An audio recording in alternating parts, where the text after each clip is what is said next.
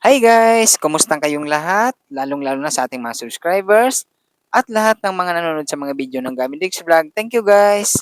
Guys, ang Gamidigs Vlog ay gumagawa ng mga video tungkol sa pagre-repack ng iba't ibang klaseng mga kutkutin tulad ng mga gummy candy, mani, fish cracker, sampalok, dili, sweet beans, at iba-iba pang klaseng mga kutkutin.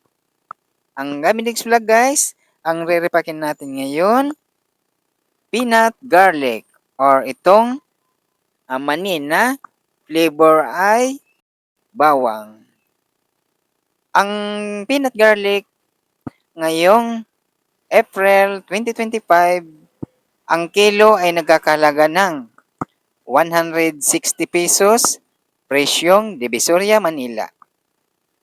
Ang gagamitin natin plastic, 3x4. Pang 5 piso lang guys ang ating repack para mas kayang-kaya ng ating mga kababayan. At mabilis natin tong may bibinta kasi sa sobrang mura ng presyo niya, 5 piso, abot kaya ng ating mga kababayan. Guys, ito, ang pag-repack nito guys, kailangan lang bibilisan natin ating pag-repack nito kasi wag natin itong papasingawin ng matagal. Alam mo naman itong mani, nababasa to pagka matagal siyang naka-open. Kailangan mabilis natin siyang i-repack or depende na sa inyong bilis ng pagre-repack. At tsatsansayin lang natin guys, itong pagre-repack natin nitong mani na garlic flavor.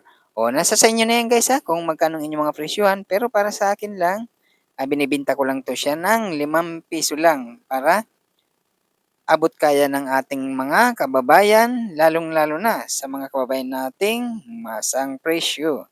Ito ay kayang-kaya na nilang mabili to guys. Yan no? Guys, ang binibili ko to sa Divisoria or depende sa kung saan tayong lugar. Pwede tayo pupunta lang tayo sa mga palengke or hanapin lang natin yung mga wholesale na mga tindahan nitong mga kutkutin.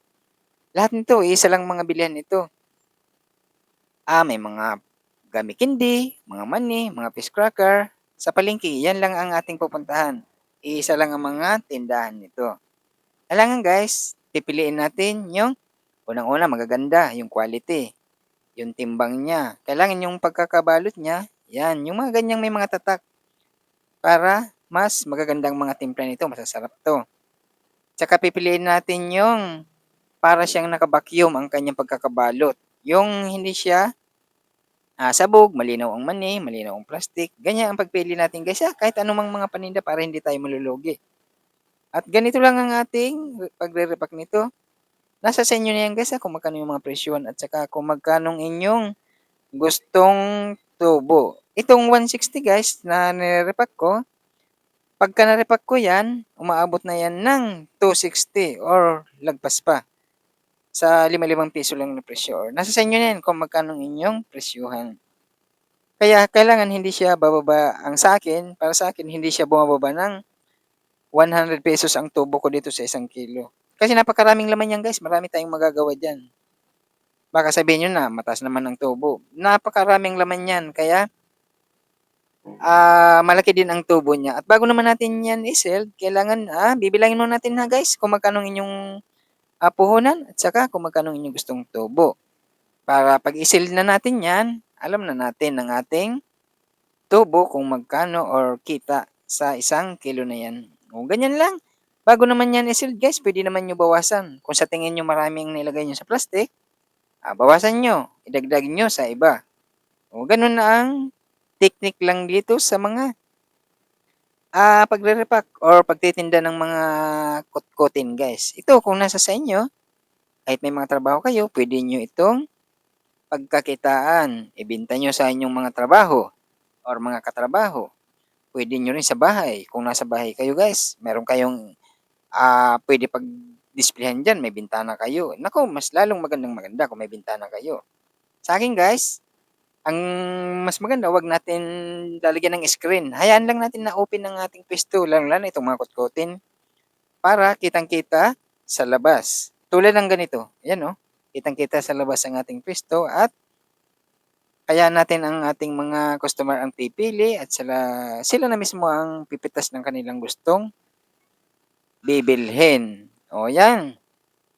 At saka madali lang 'to, puwede naman natin 'to i-display sa mga basket pero yung sa akin guys, ini-stapler ko siya sa karton ng cake. Yan, puwede niyo panoorin ito guys, yung kung papaano ko ito ini-stapler sa basket at saka napakaganda tingnan. Sinasabit natin siya sa, puwesto na walang screen.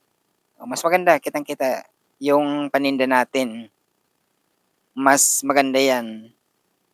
At saka, gano'n lang.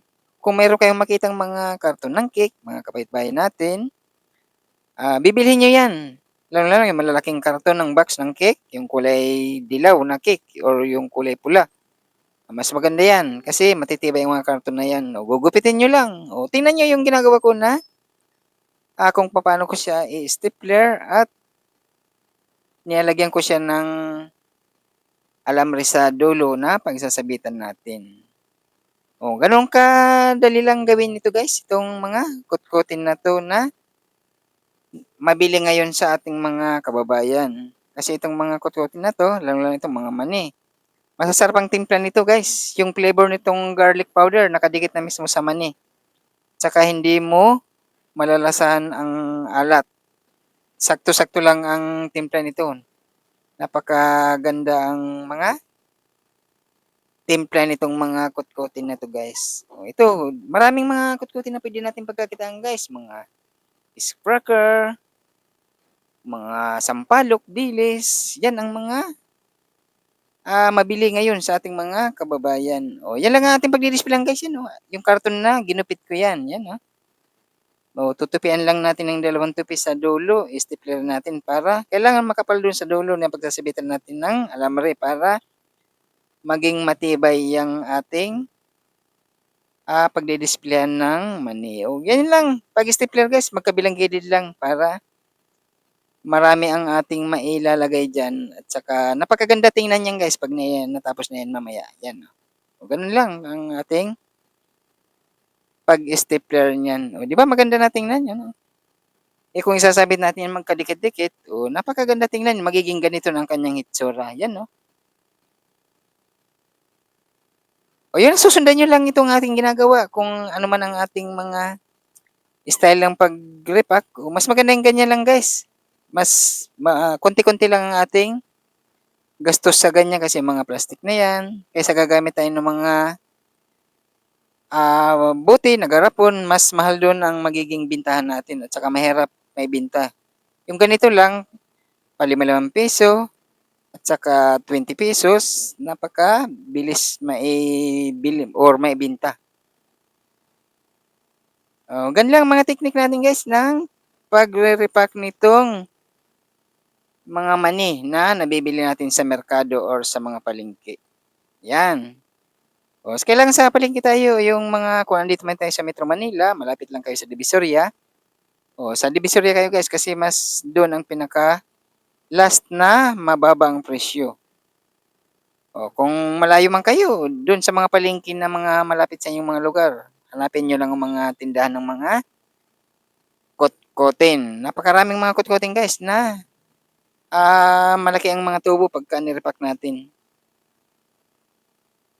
Yung mga sampalok, 'yan, mga pop beans, yung mga marshmallow na mga maliliit na mga matitingi or mare-repack natin, 'yan ang mga napakagandang itinda guys kasi 'yan ang mga hinahanap ng mga bata hanggang matatanda, kumakain ng mga ganyan. 'Yun lang 'di ba maganda na tingnan 'yun, napakasimpleng gawin ang ating ni-repack. 'Yun na ang tapos na 'yan guys. Guys, nagpapasalamat ang Gaminigs Vlog sa lahat ng mga subscribers at lahat ng mga nanonood sa mga video ng Gaminigs Vlog. Thank you guys. Kung magustuhan yung mga ganitong klaseng video, please like, share at subscribe para lumago itong ating channel at marami pa tayong magawang video at gawin nyo rin para lahat tayo ay kumita. Thank you guys. Bye.